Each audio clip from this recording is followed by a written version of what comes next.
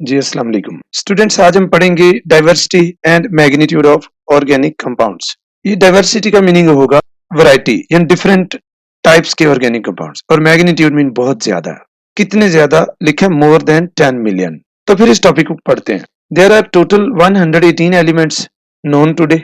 The number of organic compounds is more than 10 million. अब question ये कि इतने ज्यादा ऑर्गेनिक कंपाउंड क्यों हैं? तो आज का टॉपिक यही है। तो ये रीजन लिखिए, the existence of such large number of organic compounds is due to following reason. चार रीजन आएंगी। नंबर वन पे कैटनेशन।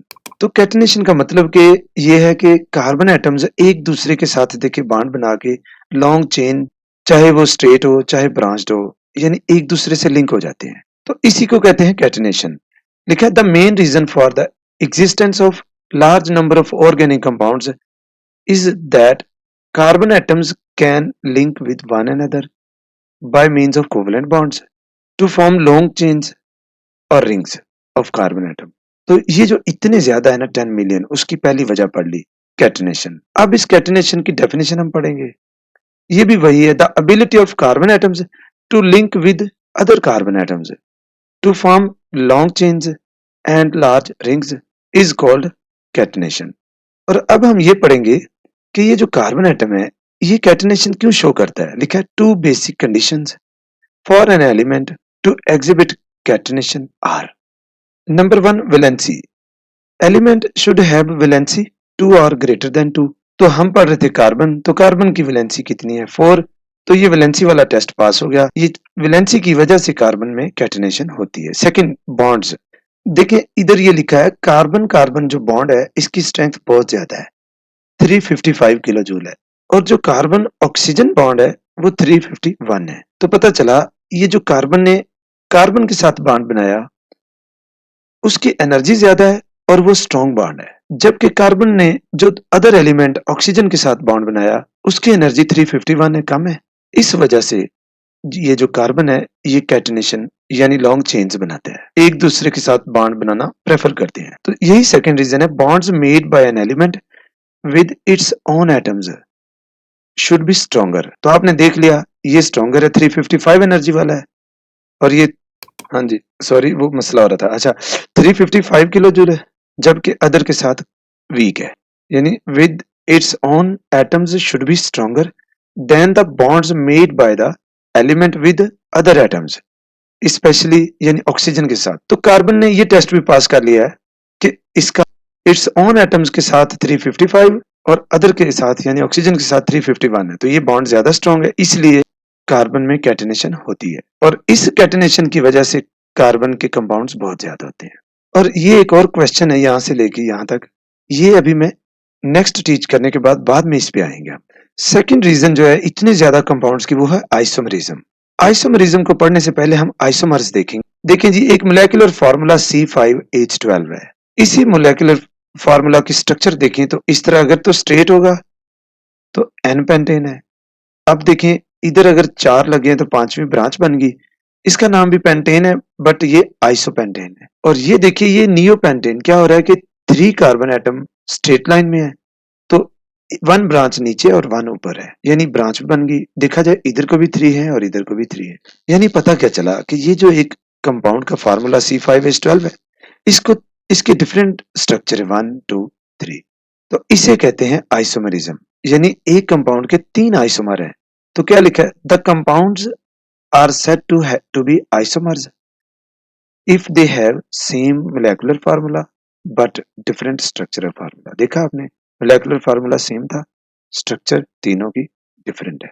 तो ये तीनों फिर एन पेंटेन, आइसोपेंटेन और नियोपेंटेन आइसोमर्स हैं, क्योंकि इनका मोलेकुलर फार्मूला सेम है। तो अब यही isomerism also adds to possible number of structures, यानी पॉसिबल कंपाउंड्स ज्यादा आइसोमरिज्म की वजह से भी होते हैं। तो ये होगी 2 रीजन। और नेक्स्ट थर्ड रीजन है जी strength of covalent bonds of carbon, यानी जो कार्बन के कोवलेंट बॉन्ड है ये काफी स्ट्रॉन्ग होते हैं, इस वजह से कार्बन के कंपाउंड से ज्यादा होते हैं। और अब कार्बन का कोवलेंट बॉन्ड स्ट्रॉन्ग क्यों है, उसकी रीजन है ड्यू टू इस very small size carbon atom का, carbon can form very strong covalent bonds with other carbon atom. ये सिर्फ कार्बन एटम के साथ इसका बॉन्ड स्ट्रॉन्ग नहीं, हाइड्रोजन से भी, ऑक्सीजन से, नाइट्रोजन से एंड हेलोजीन्स इन सब के साथ बॉन्ड इसका स्ट्रांग होता है। तो फिर this enables it mean carbon को इनेबल करती है to form large number of compounds. तो कोवलेंट बॉन्ड की स्ट्रेंथ की वजह से भी कार्बन के लार्ज नंबर ऑफ कंपाउंड्स होते हैं। नेक्स्ट है मल्टीपल बॉन्डिंग। इसका मतलब है कार्बन सिंगल, डबल और ट्रिपल बॉन्ड्स बना सकता है। Carbon can make multiple bonds. This further adds to possible number of structures. For example, two carbon atoms in ethane, ethane में सिंगल बॉन्ड होता है, are linked by single covalent bond, and by double covalent bond in ethylene. ये ethylene में carbon carbon atom के दरमियान double bond होता है। And triple covalent bond in acetylene, ये एसिटिलीन में कार्बन एटम्स के दरमियान ट्रिपल कोवलेंट बॉन्ड होता है। तो इस तरह सिर्फ दो कार्बन एटम है लेकिन स्ट्रक्चर बन गई तीन। तो फिर पता चला this further adds to the possible number of structures.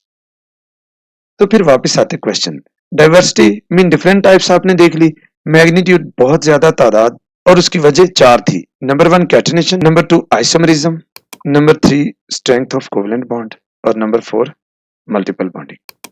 और अब ये क्वेश्चन है कि सिलिकॉन और कार्बन दोनों एक ही ग्रुप में हैं, तो कार्बन में तो ये कैटेनेशन होती है कि कार्बन अदर कार्बन एटम्स के साथ मिलकर को लॉन्ग चेन बनाते हैं। क्वेश्चन है कि क्या सिलिकॉन भी ऐसे करती है, यानी S I again S I फिर से एस आई और एस आई। तो बच्चे सोच के बताएं।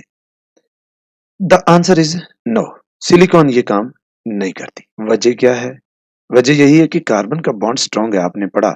इस बॉन्ड की एनर्जी 355 होती है, जबकि ये जो सिलिकॉन का बॉन्ड, इसकी एनर्जी तकरीबन 200 किलो जूल के बराबर है।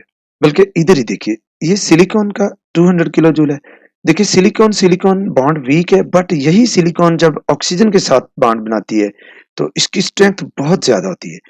तो यानी इसकी अपने सिलिकॉन के दरमियान में जो बॉन्ड है वीक है, ऑक्सीजन के साथ स्ट्रांग है। इस वजह से सिलिकॉन में कैटेनेशन नहीं होती। तो अब इसका क्वेश्चन ये था, both silicon and carbon have similar electronic configuration, but carbon shows catenation whereas silicon does not. तो इसका आंसर ये लिखा होगा आगे। It is mainly due to the reason that carbon-carbon bonds are much stronger, 355, than silicon-silicon, वो कितने 200 kilojoule per mole bond. On the other hand, silicon-oxygen bonds are much stronger than carbon-oxygen bonds. Hence, silicon occurs in the form of silica and silicates in nature, but long chains नहीं बनाती, यानी isomerism नहीं है। Thank you.